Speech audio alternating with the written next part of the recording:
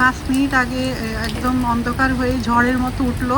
উঠার পরে এই যে আমার বাসার গাছ, সামনে যে গাছটা, সেটা একদম সামনের ডালটা ভেঙে একদম ওই যে সাইড ওয়াকের উপরে পড়ে গেছে।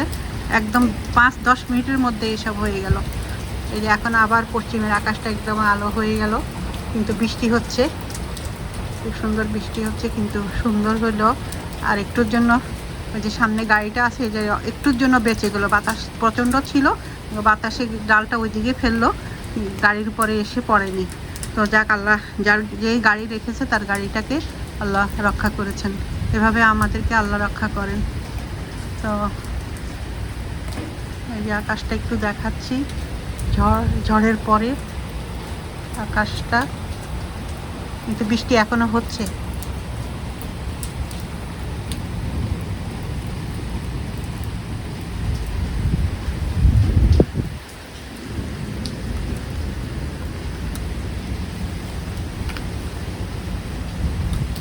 এই যে বাসার পিছনের অবস্থা দেখাচ্ছি একটু, দেখেন আপনারা। ওই যে গাছটায় খুব সুন্দর ফুল ফুটে গেছে, কিন্তু 10 মিনিট আগে একদমই অনেক জোরে জানি না এটা কত মাইল যেতে হবে, আই ডোন্ট নো, বাট একদমই সব কিছু মানে উল্টায় পাল্টায় ফেলে দিয়েছে। সামনে তো দেখালাম আপনাদেরকে যে এত বড় একটা গাছের ডাল কিভাবে পড়ে গেল।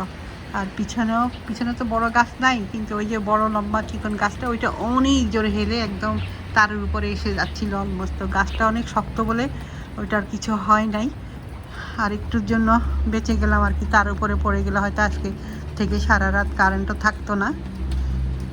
তো প্রকৃতি আমাদেরকে হঠাৎ করে এমন অনেক কিছু দেখায়, যেটাতে আমাদেরও অনেক কিছু শেখার আছে, যে আমাদের হাতে কোনো কিছুই নাই, সব কিছুই উপরওয়ালার হাতে। এই জন্য না বলে ভাবে ইয়া আল্লাহি রাব্বিকুমা তুকাজ্জিবান, আল্লাহ তোমার কোন কোন প্রশংসা আমরা করব না, সমস্তই তোমার প্রশংসা আল্লাহ, আমাদের হাতে কোনো কিছুই নাই। আসসালামু আলাইকুম, আমি চামেলি কিচেন থেকে বলছি। আপনারা সবাই কেমন আছেন? আমি ভালো আছি আলহামদুলিল্লাহ। তো এখন দেখতে পাচ্ছেন আমি বাগানে চলে আসছি, কারণ আজকে খুব সুন্দর দিন, রোদও আছে, তারপরে ঠান্ডাও অনেক বেশি নাই। এখন বাগানে একটু কাজ করা যাবে। তো বাগানে কাজ করতে তো অনেক আগ থেকেই শুরু করছি, কিন্তু হঠাৎ করে ঠান্ডা পড়ে যাচ্ছে, যার জন্য আর করা হচ্ছে না। কিন্তু আজকে খুব সুন্দর দিন, আজকে একটু বেরোলাম। তো আমার এই যে সামনে বাগানের এইটুকু জায়গা, আমাকে এখন এটা কোপাইতে হবে একটুখানি। আমি ওই দিন কোপাইছি, তারপরে আর একটু বাকি ছিল, ঠান্ডার জন্য আর পারি নাই। তো আজকে বাকি কাজটা শেষ করব। তা আমার সাথে থাকুন, দেখতে থাকুন।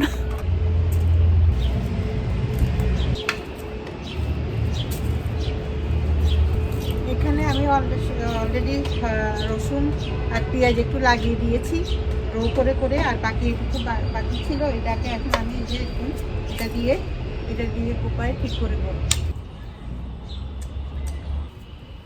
তো অনেকখানি করে ফেলেছি, আর অল্প একটু বাকি আছে। ওটা করানোর পরে তারপরে একটু পরিষ্কার করব, একটু ডাল আছে ওগুলো পরিষ্কার করব। কারণ বিচি ফেলার আগে ভালো করে একটুখানি মাটিগুলোকে ঝুরঝুরে করে ফেলতে হয়, কারণ মাটি অনেক দিন নাড়াচাড়া হয় না, তো মাটিটা বসে যায়। তারপরে মাটি এখনও একটু নরম আছে, এখন অত অসুবিধা হচ্ছে না কোপানোর জন্য। তো আমি বাকি কাজটা শেষ করব। তো দেখতে থাকুন, আমার সাথে থাকুন। পুরো জায়গাটা আমার সুন্দর কোপানো হয়ে গেছে। এখন আমি একটু এই জায়গাটা একটু পরিষ্কার করব, এই জায়গাটা একটু পরিষ্কার করব, করে তারপরে আমি যাব একটু সার ছিটাইতে হবে, কারণ একটু তো দিতে হয়। আবার যেই সারগুলো আমরা ছিটাই সেটা খাবারের ক্ষতি করে না, যার জন্য একটু ছিটাইতে হয়। তো আমি এখন সেটা ছিটাই, তারপরে আমি ওই জায়গাটা একটু পরিষ্কার করব, করার পরে আমি যাব রান্নায়।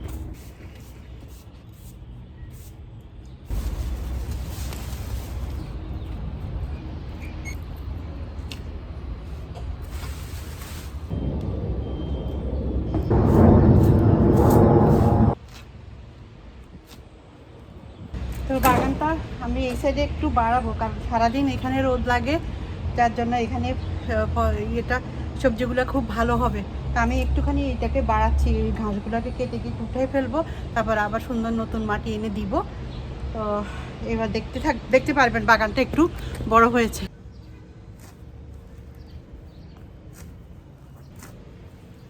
এই যে কচু গাছগুলো দেখছেন, এগুলা ঘরের মধ্যে অনেক আগেই লাগিয়েছিলাম এই যে টবের মধ্যে। তো অলরেডি অনেক বড় হয়ে গেছে এবং কিছু কিছু পাতা একটুখানি যে হলুদ হলুদ হয়ে গেছে, পুরানো হয়ে গেছে পাতাগুলো। তো এগুলো আজকে কিছু পাতা কেটে ইলিশ মাছের মাথা কান এগুলা দিয়ে কয়েক টুকরা ইলিশ মাছও আছে সেটা দিয়ে আজকে রান্না করব। তো এই যে দেখেন এটা ঘরের ভিতরে, এটা জানুয়ারিতে লাগিয়েছিলাম। তো সেই থেকে এ পর্যন্ত একবার খাওয়া হয়ে গেছে এখান থেকে। তো আজকেও আবার কিছু ডগা কেটে দিব, কারণ ডগা যত কাটবো তত গাছ আরও ভালো হবে। এই যে এই ডগাটা কাটবো, এই ডগাটা হ্যাঁ এটাও কাটবো। তো এগুলো এখন কেটে ফেলবো, শুধু একটা ডগা রাখবো।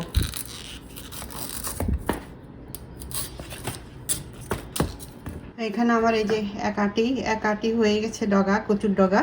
আর সাথে আছে ইলিশ মাছ, এই যে ইলিশ মাছের লেজ, তারপরে আর ইলিশ মাছের টুকরা, এগুলো দিয়ে আজকে এই কচুর ডগাটা রান্না করব। আর এখানে রেখেছি গরুর মাংস, এটাকেও একটু রান্না করব। আমি এখন চলে আসছি রান্না করার জন্য। তো রান্নাটা করব এই যে গরুর মাংস। আর সেটার সাথে যাবে রসুন, আদা আর কিছু গোটা মশলা, আর যাবে গোলমরিচের গুঁড়া, লবণ আর তেল। এছাড়া এখানে আর কিচ্ছু দিব না, তবে হ্যাঁ একটু আদা রসুনের পেস্ট দিব। আর ঝাল যদি কেউ খেতে চায় দিতে পারে, বাট আমি যে ঝাল বেশি দেই না, গোলমরিচের গুঁড়াতেই যা ঝাল হয় ওটাতেই হয়ে যাবে। তো এই মাংসটাও কিন্তু খুব কম মশলার, তবে খুবই স্বাদ। আমি তো করি মাঝে মাঝে, ভালো লাগে, বাচ্চাও পছন্দ করে। তো ওই জন্য ওইভাবেই আজকেও রান্না করছি। তো এখন দিয়ে দিব তেলের মধ্যে দিয়ে দিব আগে গোটা রসুনগুলো। তো রসুনগুলো এই যে হালকা বাদামি হয়ে গেছে, এখন আমি দিয়ে দিব গোটা মশলা। এটা গোটা মশলাগুলো হালকা একটু ভেজে তারপরে আদা আর মাংসটা দিয়ে দিব। এখন দিয়ে দিব আদা স্লাইস, তারপর দিয়ে দিব মাংসের টুকরাগুলো।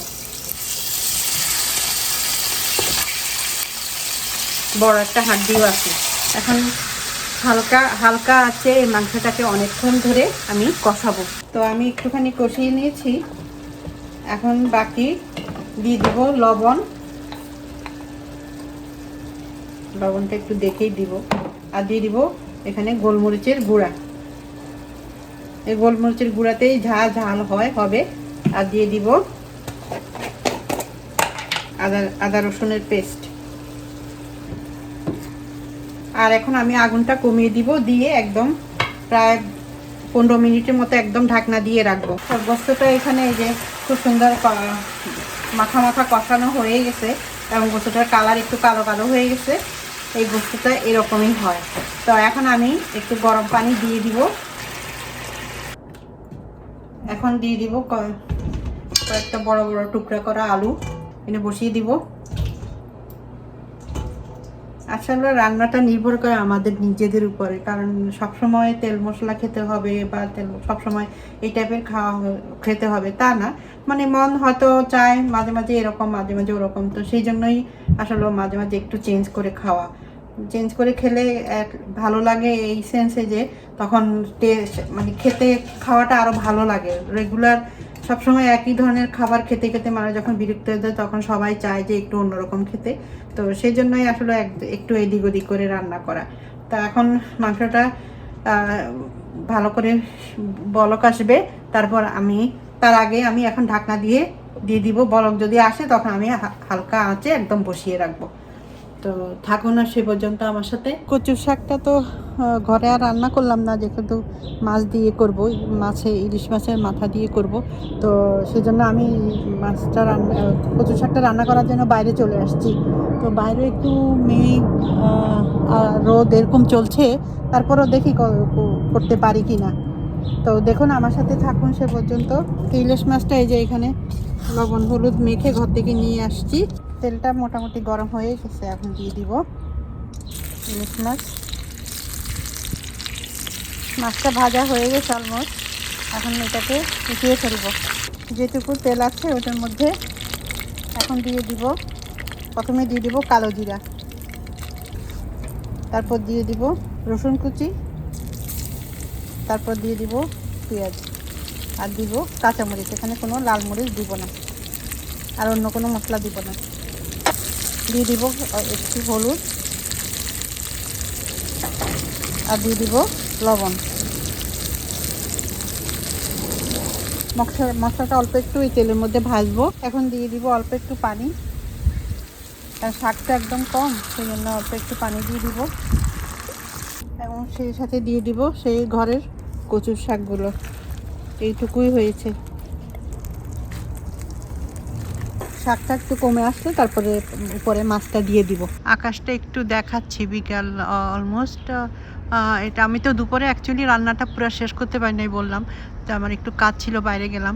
তো এসে এখন বাইরেই কচু শাকটা রান্না করছি। তো বাইরের একটু আকাশটাও দেখাচ্ছি আপনাদেরকে। এই যে নীল আকাশ, তার মধ্যে সাদা মেঘের ভেলা, মনে হয় যেন শরতের আকাশ, কোথাও সাদা কোথাও একটু ধূসর। তো প্রাকৃতিক সৌন্দর্যটা আপনাদেরকে একটু দেখাই আর কি। রান্না তো বড় কথা না, রান্না সবাই কম বেশি করে, তার সাথে আবার একটু নিজের ঘরের বাসায় থেকে বা বাসার ব্যাকইয়ার্ড থেকে একটুখানি এই যে দেখাচ্ছে আকাশটা। শাকটা অনেকখানি কমে আসছে। এখন আমি এই যে উপরে মাছগুলো বসিয়ে দিব। এখন আবার ঢাকনাটা দিয়ে দিব, হতে থাকুক। মনে হয় আপনারা একটু একটু করে পাখির আওয়াজ শুনতে পাচ্ছেন। চড়ুই পাখি, এই বুশগুলোতে চড়ুই পাখি এবং বিভিন্ন রকমের পাখি আসে এবং খুব সুন্দর সুন্দর ডাক দেয়। এখন তো চড়ুই পাখি, একটু আগে আরেকটা অন্য রকমের পাখি ডাক দিয়েছিল, মানে খুবই সুন্দর আওয়াজটা। তো পাখিটাও খুব সুন্দর, একদিন দেখাবো আপনাদেরকে সুযোগ পেলে। তো রান্নাটা হয়ে গেছে, কারণ এই কচুটা তো ঘরের কচু, এটা এত মানে এটা গলায় চুলকায় না। তো এটাকে আমি আর বেশিক্ষণ রাখবো না, হয়ে গেছে। তো এখন আমি চুলাটা বন্ধ করে দিয়ে ঘরে চলে যাব, ঘরে নিয়ে যাব, হয়ে গেছে।